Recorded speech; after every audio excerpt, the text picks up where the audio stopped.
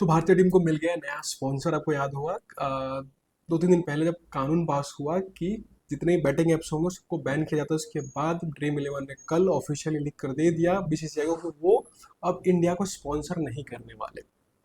तो उसके बाद 2-3 दिन से लगातार बीसीसीआई कोशिश कर रही है किसी नई कंपनी से बात करके किसी को स्पॉन्सर बनाया जाए ताकि एशिया कप का जो मैच होने वाले वहाँ पर कम से कम टीम इंडिया की जर्सी पर किसी न किसी स्पॉन्सर का नाम लिखा हुआ हो, क्योंकि ड्रीम इलेवन एशिया कप तक कोई स्पॉन्सर नहीं करने वाली। तो लगातार इस पर बात चल रही थी और अभी फटाफट नाम आया निकल कर कि आपके पास टोयोटा, जानते ही होंगे, कार कंपनी है, काफ़ी अच्छी कार्स आती है इनके पास। तो इस कंपनी ने इंटरेस्ट दिखाया है कि वो एशिया कप के लिए, हो सकता है इसका फ्यूचर पूरे टाइम के लिए इंडियन टीम की स्पॉन्सरशिप ले सकती है।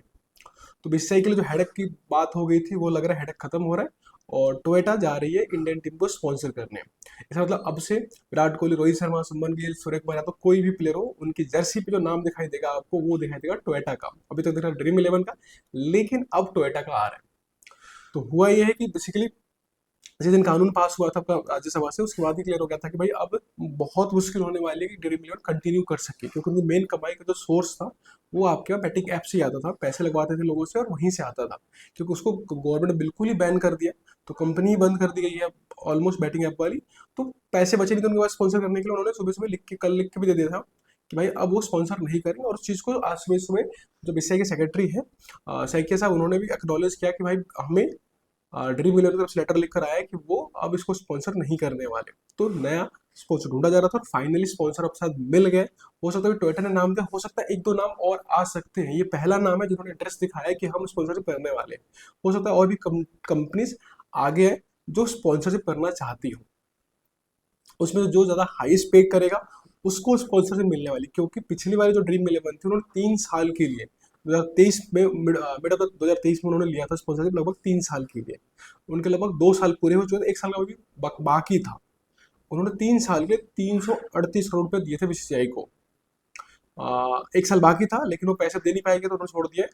अब obvious बात है बीसीसीआई की फोर्सेस क्या हुई, जो 338 करोड़ रुपए थे बेसिकली 358 या 38 ऐसा कुछ था, तो लगभग 112-13 करोड़ रुपए हो गए 1 साल के। तो वैसे ही कोशिश क्या होगी कम से कम इससे बड़ी वैल्यू मिले, क्योंकि 3 साल पहले का था।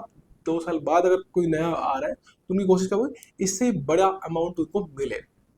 अब देखते हैं उससे बड़ा अमाउंट मिलता है, छोटा अमाउंट मिलता है, क्या मिलता है, वो सारी न्यूज़ तब एक दो दिन में क्लियर हो जाएगी। लेकिन अच्छी बात यह है कि कम से कम अब जो मैचेस होने वाले हैं वहाँ पर इंडिया टीम की छाती पे कुछ ना कुछ नाम लिखा हुआ आएगा। और लग रहा है टोयोटा टोयोटा का अच्छी बात ये है, बहुत अच्छी कंपनी है और एक रिस्पेक्टफुल भी होगा इंडिया के लिए। नहीं तो टोयोटा का एक्चुअली बहुत अलग अलग कंट्रीज को भी स्पॉन्सर पहले से करती हुई आ रही है। और अब इंडिया के लिए अच्छी बात यह है कि ड्रीम इलेवन से कहीं बेहतर एक अच्छी कंपनी का नाम उनकी छाती पे लिखा हुआ आएगा, जो देखने में भी अच्छा लगेगा और एक तरह से कहते हैं ना रिस्पेक्टफुल भी होगा प्लेयर्स के लिए। ठीक है लोग, तो मिलते हैं आपको नई वीडियो में। धन्यवाद।